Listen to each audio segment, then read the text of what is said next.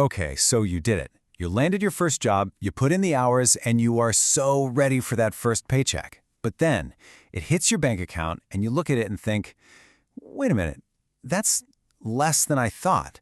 A whole lot less. So what on earth happened to the rest of your money? Well, today, we are officially on the case. We're going to solve the mystery of the disappearing paycheck. Right. Let's put some real numbers to this.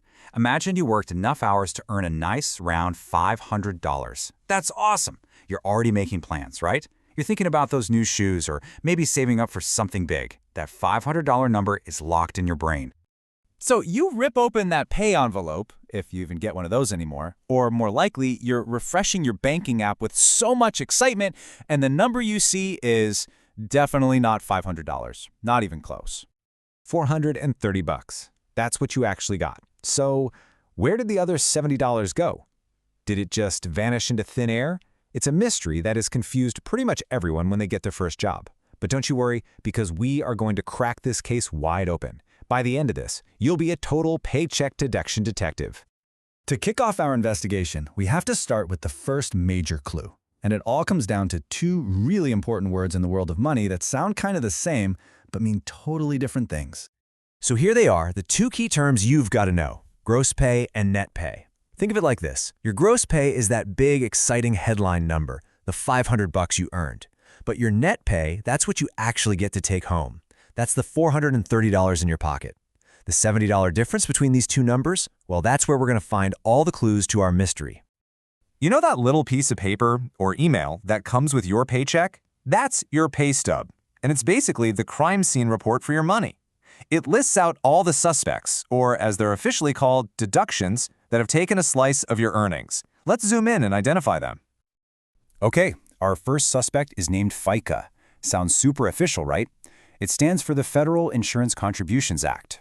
This is a tax that pays for two huge programs: Social Security, which helps out retired and disabled folks, and Medicare, which is health insurance for people over 65. This one is pretty much mandatory, so you're going to see it on almost every single paycheck you ever get. Next up in the lineup is federal withholding. This is basically you prepaying your federal income tax, but in small, bite-sized pieces. So instead of getting hit with one giant, terrifying tax bill at the end of the year, a little bit is withheld or set aside from each paycheck for the U.S. government. And you guessed it, just like the federal government, most states have an income tax too. This money goes straight to your state government to pay for things happening right there in your community. So FICA, federal tax, and state tax, those are our three main culprits. That's why your net pay is smaller than your gross pay. Now, I know that word withholding can sound a little sinister, like your employer is just holding your money hostage or something, but it's not like that at all. In fact, and this is the craziest part, you're the one who tells your employer how much to withhold. Let me show you what I mean. So yeah, you're actually the one calling the shots here. And your secret weapon is a little thing called the W-4 form. When you start a new job, you fill this thing out. It's basically you sending a secret message to your employer that says, hey, based on my life situation, here's about how much you should save from my check for my taxes. The whole withholding system is really just a pay-as-you-go plan for your taxes.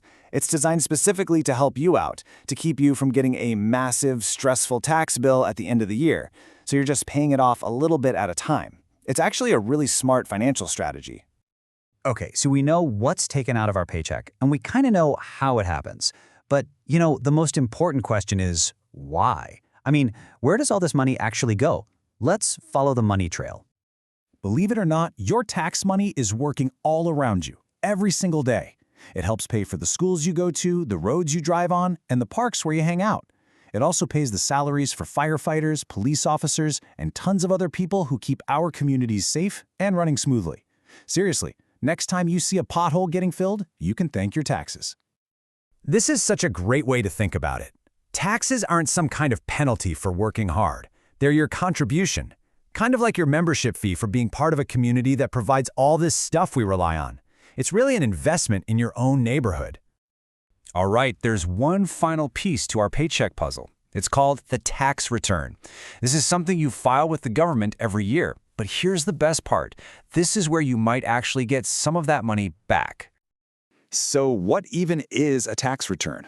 Well, once a year, you fill out these forms for the government where you report all the money you made.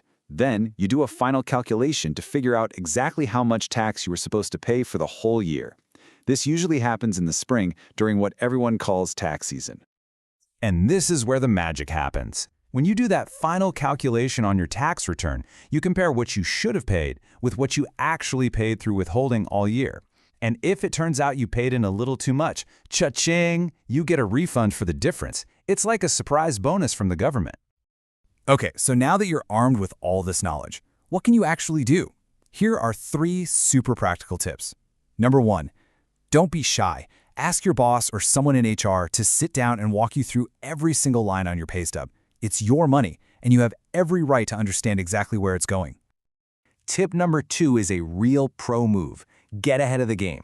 There are tons of free paycheck calculators online.